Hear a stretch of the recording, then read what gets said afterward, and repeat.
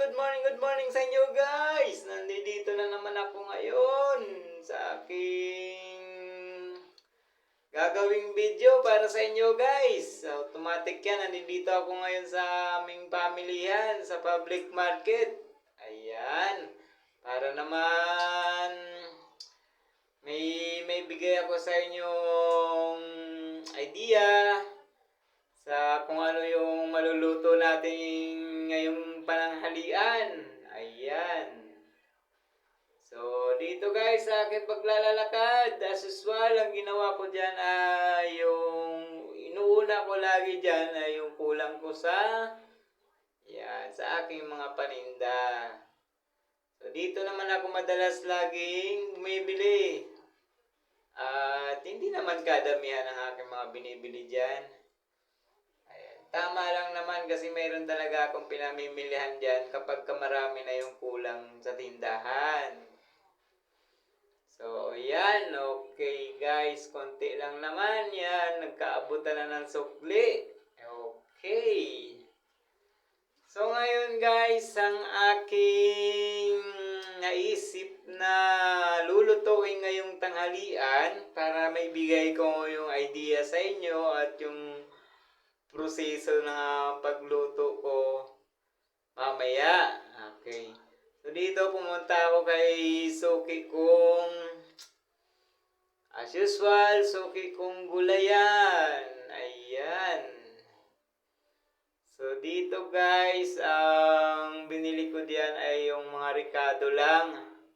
Kasi ang naisip ko ay magluto ng gulay na papaya. Ayan, may papaya nga pala siya dyan. So, diyan ko na pala binili yan. Yung papayang lulutuin ko, papayang gata. Ayan. Masarap to guys, masarap kasi ito yung madalas na luto sa aming probinsya. Ayan, yung papaya na yan, masarap yan. Pero ang isasahog ko dyan guys sa aking lulutuin ay napilitan akong bumili ng hipon. Ayan, yung hipon na malalaki-laki din. Ayan na lang ang isinahog ko na muna, yung sariwang hipon para naman mapasarap-sarap na naman ang kain ko nito dahil sa papaya na yan. Napakasarap na gulay.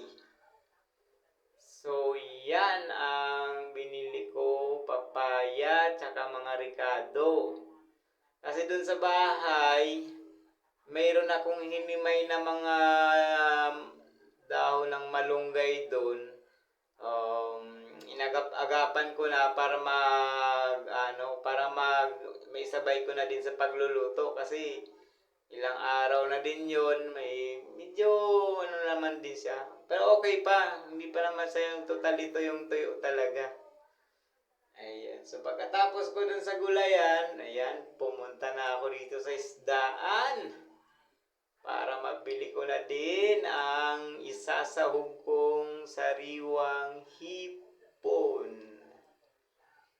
Ayan, napakasarap nun guys. Yan yung talagang mapapadami ka ng kain pagka ayan ay napasarap ng luto. Diba? Ayan. Yan o, lalaki niyan. Pero talagang magkano lang naman binili ko dyan. Pang sahog-sahog lang naman. At hindi naman siya karamihan. Ayan o. Naibalot at tinimbang na niya yung aking pinili dyan na hipon. Ayan. So, mayroon na naman kayo guys na makikita sa aking ideyang lulutuing ulam. Ayan. Okay na. So, sunod ko dyan ay yung gata na naman na gagamitin ko sa gulay. Yung gata naman mayroon din tayo dyan, suki din. May mga suki din tayo dyan pagdating sa mga ganyan. Ayan, dito tayo. tayo sa suki nating gata. Yan. So as usual dyan, isang balot lang naman binili ko dyan. Pero humingi ako nung pangalawang gata nila. Kasi yan ang madalas kong ginagamit pagka nagagata ako. Instead kasi maglagay ako ng tubig, yan na yung ginagamit ko. Malinis din naman yan. At maayos pa. Hindi yung tubig ang gagamitin mo, mag-aabol ka pa sa lasa. Ay yung sabaw niyan, pag ginamit mo, ay di mas nakakadagdag na sarap na yon dun sa gata na ilalagay mo, diba? Yan ang sikreto ng pagluluto sa gulay na may gata. Ayan. So, ayan. So, ayan. Bali na okay na din naman yung binili kong gata. O parang dyan sa kabilaan, parang bumili ako ng sili yata. Siling labuyo para sa pampaganang kain ulit. Ayan. So, mapapasarap na naman guys ang kain natin ito. Sinasabi ko sa inyo yan, na masarap na naman ang kain natin yan. Ayan.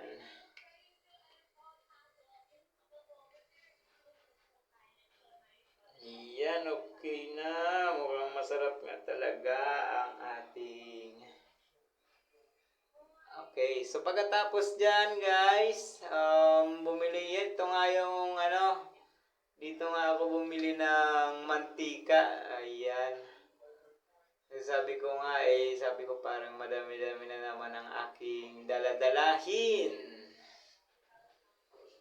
Ayan. 1 dosinang mantika na naman ang aking binili dyan. At napakabigat pa naman yan. Ayan, buti naman sinicure nitong sinicure nitong bantay ang aking bibilhin. Ang hirap pa naman yan kapag walang plastic, nagmumotor ka lang. Naku, kailangan talaga ingatan yung mga ganyan-ganyang mga ibibenta sa tindahan para maibalik naman yung puhunan. Ayan. So madami-dami nga yung aking dalahin. Sinama ko na dyan yung gata para hindi masyadong maraming kalat sa aking dalahin. Yan. So ito na ang time para pumunta na sa aking snipey. Yan. Okay. Ayan. Magmamadali tayo na naman dyan para naman maiproseso na natin yung mga dapat iproseso nang maibigay ko na sa inyo ang masarap na luto niyan. Di ba guys? Tingnan mo naman yan, mga diskartihang malulupit na naman yung mga banatan ko dyan dahil mabigat yan at masilan kasi pag yan ay nabagsak ay naku, napakaswerte mo na kung mayroon ka pang buong buo dyan makuha. Ayan.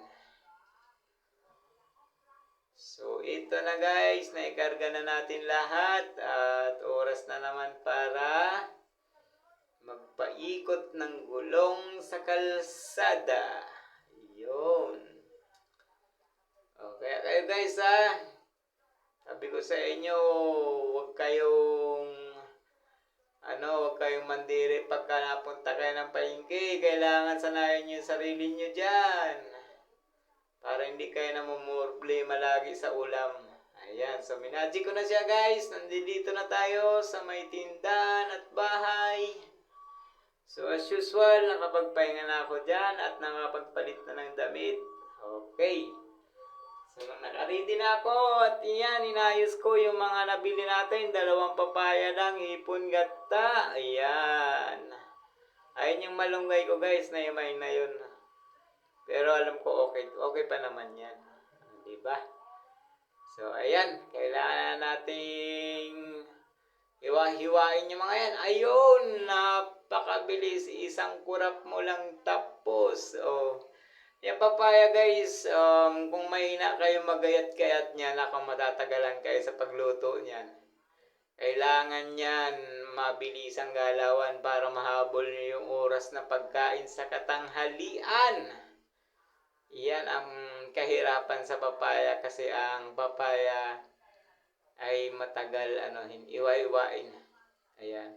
So yung muna guys, dito sa proseso natin, ginisa ko lang muna yung bawang, sibuyas, ayan, tsaka yung luya. Tapos yung hipon. Ayan, ginisa-gisa ko lang muna sila dyan bago ko nilagay yung pangalawang gata. Ayan. Ayan. So, yung iba guys, yung proseso niya nung iba, ang alam ko, hindi na nila ginigisa. Pero pwede naman din yon. Ito naman kasi parang version ko lang din to eh. Sa paggata, pwede mo siyang erekta na sa gata, yung niluluto nyo. O pwede nyo din igisa para lang dun sa isasahog nyo. Ayan. Kuwan naman din yan kasi kagaya ko, sinasabi ko nga lang din naman to sa inyo kasi ito lang ang aking nakasanayan. Pero yung mga alam kong may mga professional pa dyan pagdating sa mga ganito sa akin, may mga ibang version din sila dyan sa pagluluto. Kaya pagka ganon saludo din ako sa inyo. Alam ko namang mahusay kayo kaysa sa akin. Kaya ang ginagawa ko lang din naman to ay para lang sa may mga gustong matuto sa buhay. O, ayan guys yung hipon. Ginisa ko lang muna siya dyan. Ayan. Diba? Yung hipon guys, huwag niyong paabutin ng overcook ha kasi tumitigas ang laman yan. Kailangan naaalalayan niyo pa din yan para naman masarap pa siyang kainin. Diba? Okay, muli dun sa sinabi ko, para lang naman to sa may gustong matuto sa pagluluto o magkaroon ng idea sa pag-iisip ng maluluto nila. Ganun lang naman guys yung ginagawa ko dito. Hindi ko naman sinisita or pinapakialaman yung professional niyo pa sa pagluluto. Kaya ito naman ay kumbaga sinishare ko lang naman. Ayan, dahil yung pagsishare ko parang katuwaan ko na lang din to. Kasi ayan guys, yung pangalawang gata nilagay ko na para na din siya. Sa bagay pwede na yun na yung sunod-sunod na yun, yung papaya, pwede na dyan, pagkakulo lang. Pero yung malunggay, panghuli na yun pag malapit na maluto yung papaya. Ayan, so yan guys, pag yung mga willing matuto dyan, gusto magkaroon ng idea, matikman kung ano yung mga ginagawa ko, yung mga niluluto ko dito, nandiyan na po yung proseso niyan. So, depende na lang sa inyo yan. Kung talagang gusto nyo matikman kung ano yung mga niluluto ko dito. Kasi, promise guys, pagka nakuha nyo yung proseso ko niyan, yung kinain ko yan, tapos yung kakainin nyo, parang iisa lang ang lasa niyan. Sinisiguro ko sa inyo yan. Kasi yung sinishare ko sa inyo pagkain guys, yan ay yung mga vegetarian lang guys, yung mga swakto lang sa bulsa. Kasi hindi naman ako masyadong nagluluto ng masasarap. Madalang lang ako magluto noon. Ito lang naman to, pwedeng pang araw-araw natin to para lang maibsa natin yung katanghalian o kaya yung mauulam sa buong araw. Ayan guys, tingnan nyo na lang guys yung mga kung ano nilalagay ko dyan kasi yan, alam nyo naman yan kung ano yung mga nilalagay ko dyan. Pagkakulo nyan, sinabay ko na din yung cubes. Pero yung cubes na nilagay ko dyan guys, din hipon ha. Hindi kayo maglagay ng ibang cubes dyan. Hipon pa rin para malasa yung sabaw. Ayan. So, yan guys, pagkakulo. Oh. Masarap yan guys. Halos isa din yan sa paborito kong pagkain yan, gulay na papaya. Mayroon pa nga yan yung langka, yung ano to, yung laing, yan. Pagka may mga time akong magluto nun, ipapakita ko din sa inyo yun. Napakasarap dun. Ayan. Kasi nung nag-pandemic, nagluto-luto din ako sa labas, tinitinda. Sa daan. Sa daan, pinababantayan ko dun kay Mudra. Ay grabe. Ang lagi nilang hinahanap doon ay yung ulam na laing.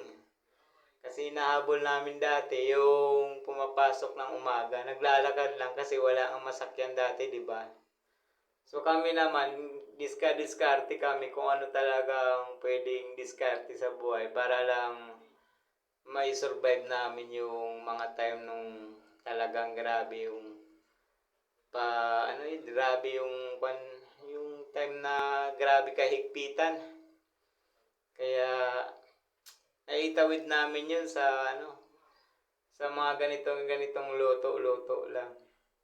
Nakakapagbenta kami tapos yung pananghalian, yung natitira, yun na yung kinakain namin. Ay napakalaking sa amin yun. Laking bagay na nakatulong yun dahil naitatawid namin yung pang araw-araw. Grabe. Ayan guys. So kumulo na siya, tingnan nyo naman. O diba? Pinakuloan ko muna. Kaya huwag kayong masyadong maglagay ng sabaw dyan guys ng marami kasi ang papaya nagtutubig din yan. Kaya malakas makapag ng dagdag ng sabaw dahil yung tubig ng papaya na nadadagdag dun sa sabaw. So kailangan kontrol lang muna yung kwan nyo dyan. Yung sabaw na ilalagay. Ayan. So yan na yung pampagana sa pagkain. Ang siling labuyo. At ito na ang purong gata. Ayan. So hindi ko yan guys inubos kasi magluluto ako nung kahit konting balinghoy lang kasi binigyan din ako niya nung nakaraan nung aking suking gulayan dun sa palengke. Ang dami. Kaya nagluto muna ako ng pang merienda dyan. Yung saktuhan lang. Kasi plano ko noon lutuin sa siumay o kaya kasaba cake. Kaya nga pagka may time ako, pagka niluto ko yun, papakita ko din sa inyo kung gaano ko kasimple lang niluto yung balinghoy na yun. Nakatawid sa amin ng pang merienda talaga yung balinghoy na yun. Napakasarap ng pagkakagawa ko. So ayan guys, nilagay ko na yung purong gata dyan. Bali na lang din yan. O tama, ito na yung malunggay guys na malapit ng matuyo. Pero okay pa yan. Kasi yung mga yung mga malunggay capsule nga pinapatuyo lang yung malunggay na yan. Tapos ginigiling ng pino, nilalagay sa capsule. Yun na yun. Yan pa kaya, hindi pa naman gaanong tuyo. Kaya pwede pa yan dyan sa gulay. Masustansya pa rin yan. Napakasarap pa rin yan, napakalasa pa. Ayan. Ayan guys, halo-halo na lang yan. Kita nyo naman guys. At talaga namang wow, sarap. Ayan. So yan, inalo ko lang yan guys na sa tingin ko ay malunggay para ay malu talaga ng gusto dyan. Ayan. So tinakpan ko lang yan. Tapos pinakuluan ko lang din ulit. Pakakulo lang yan. Nako, yan na naman tayo. Yung mga tiki man time dyan ay isang bandihado ang ginagamit. Mauumpisahan na naman yan. Dahil sa sarap ng gulay na yan, di ba? So yan guys, napakadali lang ng proseso niyan. Papaya lang yan. Gulay na gulay. Basic na basic lang yung proseso niyan. Kaya ito, sinishare ko sa inyo para mabigyan kayo ng idea kung ano yung pwede nyong ulamin. Ayun, sabi ko sa inyo guys, tingnan nyo naman yan. Ay siya, ay kasirang oh, yan. O, ano pa bang pwede natin gawin dyan? Pagka yan ay ready na. Ay, sus, yun. Yung mga tikim-tikim na yan ay kalimitan naman pag ganyan ginagawa ko. Sa mga tansya-tansyado ko, surbol na kagad yan. Yun. Ay, kasarap na yan. Sinyas na lang ang kailangan. O, di ba? Nagsinyas na. So, ayan na naman tayo, guys. Yan na naman. Matitimusan na naman natin yan. Pero bago natin gawin yan, salang ko lang muna itong gagawin kong merienda mamaya. Kasi saktong-sakto yan. Pagka kumakain ako, pagka natapos ako, ay luto na yan. So, tamang-tama yan. Pagdating na naman ng hapon, may nakaready na akong merienda dyan. Yun, di ba? Ayan, o yan, okay na, ayan na. Nasa tapat na tayo ng misa. Nakita nyo naman yan, guys. Masakit na naman ang ngipin yan. Ginoo. Pagod. Pagod, pero yung mga subo, surbol na surbol. Ay, siya, kasarap talaga naman Diba? Diba? Sarap-sarap pagluto guys kapag halimbawa kagaya mo nang gagaling sa sarili mong luto na alam mo kung ano talaga yung lasa. Napakasarap kumain. Hindi kagaya nung sa karinderya. Sa karinderya, ay sus Ginoo. Napakasarap na kapag kayong talagang luto nila is masarap. Pero pagka natsimpuan mo din naman yung luto nilang sablay, naku, parang nakakapanginayang magbitaw ng pera. Tapos kain ka lang ng di mo alam kung nako, Diyos mio, Ginoo, Diyos pardon. Ayan. Yan sabi ko sa inyo guys. Mas magandang matuto kayong magluto. Kasi ang pagluto na yan, hindi na mawawala yan sa buhay ninyo. Laging nakakaibat yan sa atin. Ayan. So, kailangan natin i-magic muna yan guys. Dahil kailangan natin ipasok yung oras sa maiksing pamamaraan na kumpleto ang may bibigay na detalye. Yun, di ba? Tingnan mo naman yan. May mga siling nila guys sa kawali. Kunwari nakakuha sa plato. Pagkatapos pagkaubos ng pagkain, nakatabi pa rin naman pala ang sili. Ay siya ating. Ay nako, napakasarap. Parang talaga guys, parang Di ka na makagalaw sa kabusugan. Yan, 'di ba? Pinag-iyabang pa niya. Kaya guys, maraming salamat sa inyo. Pakiusap ko na lang sa inyo guys, like, share na lang, follow. Ayan, maraming salamat po sa inyo. Mahal ko kayo, Diyos mabalos.